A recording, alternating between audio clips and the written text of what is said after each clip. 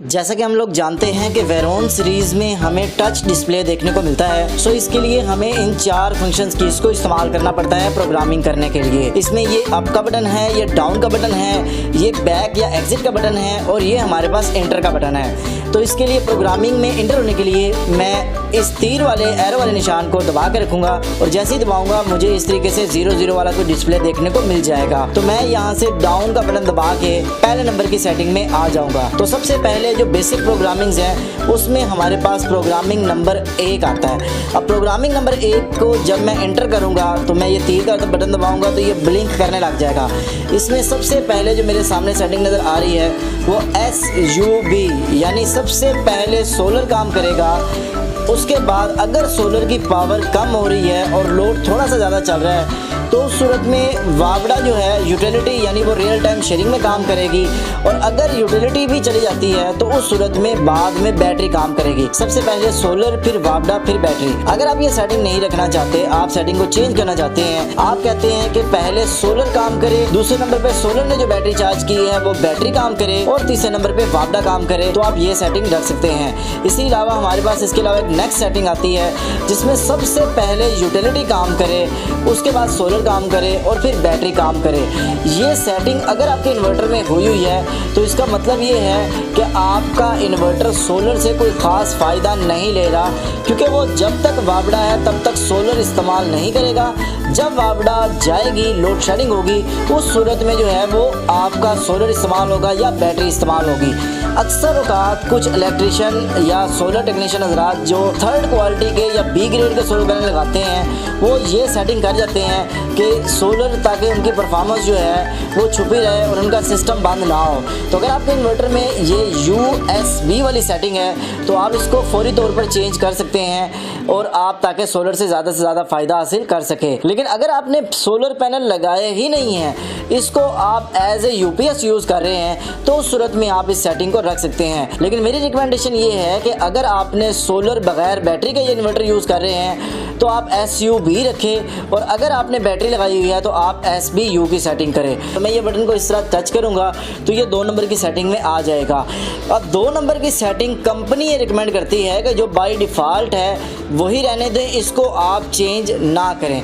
इसके बाद मैं सेटिंग नंबर 5 में आऊँगा। ये जो 2-3 नंबर की सेटिंग है, बाकी सेटिंग्स हैं वो मैं आपको बाद में बताऊँगा, लेकिन ज़रूरी जो है मैं अभी आपको वो बताने वाला हूँ। अब इसमें अगर आपके पास ट्यूबुलर बैटरी है या लेड एसिड बैटरी है तो उस सूरत में आप इसको FLD पर रखेंगे। इसके अलावा अगर आपके पास इसके अलावा मेरे पास जिस भी मर्जी टाइप की बैटरी लगी हो, मैं बल्क वोल्टेज और फ्लोटिंग वोल्टेज उसको मैं अपनी ज़रूरत के मुताबिक सेट करूँगा, तो आप इसको यूज़र डिफ़ाइन पर सेट करेंगे। ये जो यूज़र डिफ़ाइन है, ये जो USE की सेटिंग है, ये बेसिकली प्रोफेशनल्स के लिए होती है। यानी अगर आप एक प्रोफेशनल इंस्टॉलर हैं सो उस सूरत में आप USE की सेटिंग को रखेंगे। इसके बाद जो मैं नेक्स्ट सेटिंग जिसके बारे में आपको बताने वाला हूँ वो सेटिंग है सेटिंग नंबर 10। अब ये बाय डिफ़ॉल्ट जो हमें देखने को मिलती है ये हमें 230 या 240 देखने को मिलती है। अब यहाँ पर मैं आपको एक ऐसी ट्रिक बताने वाला हूँ जिससे आप अपने बैटरी बैकअप को इंक्रीज़ कर सकते हैं। यानी अगर आपके पास यहाँ पे 10 नंबर पे 230 देखने को मिल रहे हैं तो आप इसको चेंज करके 220 करेंगे तो आपको बैटरी जो बैकअप मिल रहा है उसमें आपको अच्छा खासा बेहतरी देखने को मिलेगी। यहाँ पे मैं आपको ये रिकमेंड करूँगा कि अगर आपके 230 वोल्ट 10 नंबर की सेटिंग पर रिकमेंड है तो मैं आपको रिकमेंड करूँगा कि आप इसको 220 पर सेट करें। ऐसा करने से आपको बैटरी बैकअप में अच्छी खासी परफॉर्मेंस बेहतर देखने को मिलेगी। उसके बाद अगर मैं सेटिंग नंबर बात करता हूँ तो सेटिंग नंबर 11 हमारे पास आती है। अब ये 11 नंबर की सेटिंग है कि हम बैटरी को वावड़ा से कितने एम्पेयर से चार्ज करना चाहते हैं। अब ये बड़ा सिंपल सा रूल है कि आपकी जितने एम्पेयर की बैटरी है उसको आप 10 पे तकसीम करें। यानी अगर आपकी 300 एम्पेयर की बैटरी है तो 300/10 तो आपके पास 30 एम्पेयर जवाब आएगा। सेम इसी तरीके से अगर आपके पास 400 एम्पेयर का सेल है तो आप इसको 40 एम्पेयर पर सेट करेंगे और अगर आपके पास जो है 200 एम्पेयर की बैटरी है तो आप इसको 20 एम्पेयर पर सेट करेंगे। इसी तरीके से 100 एम्पेयर की बैटरी है तो आप इसको 10 पे सेट करेंगे। और अगर आप चाहते हैं कि मैं वावड़ा से बिल्कुल बैटरी चार्ज ही नहीं करना चाहता या बिल्कुल थोड़ी सी चार्जिंग देना करना चाहता हूँ, मैं चाहता हूँ कि बैटरी का जो सिस्टम है वो वाबड़ा से बहुत कम हो, तो आप इसको 2 एम्पेयर पे सेटिंग पे सेट करेंगे। इससे क्या होगा कि ये मैक्सिमम सोलर पे चार्ज करेगा। वैसे सोलर के लिए वो सोलर पे चार्ज करे, वो 16 नंबर की सेटिंग आगे है, उसको भी हम डिस्कस करते हैं। लेकिन अगर आप बिल्कुल लो एम्पेयर पे रखेंगे तो वो ऑप्शन भी हो सकता है। यानी अक्सर अगर आपकी बैटरी चार्ज नहीं हो रही तो आप ये चेक करें कि 10 नंबर की सेटिंग कहीं 2 एम्पेयर पे तो सेट नहीं है, तो आपने बैटरी के एम्पेयर के मुताबिक सेट कर लेना है। उसके बाद आपके पास सेटिंग नंबर आती है 12। अब ये जो 12 सेटिंग नंबर है, इसका मतलब है ये भी एज़ पर रिक्वायरमेंट होती है। यानी इसमें आप बताते हैं कि आपकी अगर आपने SBU सेटिंग रखी है, यानी सबसे पहले सोलर, फिर बैटरी और फिर वाबड़ा, तो इसका मतलब ये है कि आपकी 12 नंबर की जो सेटिंग है ये कितने वोल्ट पे, देखिए सबसे पहले सोलर, अगर सोलर कम हो तो फिर बैटरी इस्तेमाल होना शुरू हो जाए, लेकिन बैटरी कितने वोल्ट इस्तेमाल हो जाए कि उसके बाद वो वाबड़ा लेगा, वो हम यहाँ पे 12 नंबर की सेटिंग पर सेट करेंगे। यानी अगर मैं कहता हूँ मेरी बैटरी जो है वो 27 वोल्ट पे फुल चार्ज होती है और वो डिस्चार्ज होती 23 वोल्ट पर आ जाए, तो फिर मैं इस बैटरी को कमांड दे दूं कि वो वाबड़ा ले ले।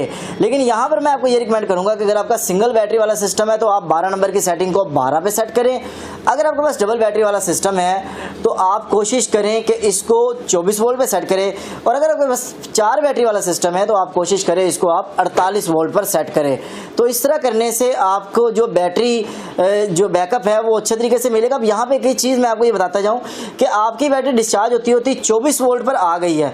अब 24 वोल्ट पे आते ही अगर आप कहते हैं जी नहीं, हमने सोलर से जो बैटरी चार्ज की है हम उससे मैक्सिमम फ़ायदा हासिल करना चाहते हैं, सो इसलिए जो 12 नंबर की सेटिंग है मैं उसको मिनिमम रखूँगा।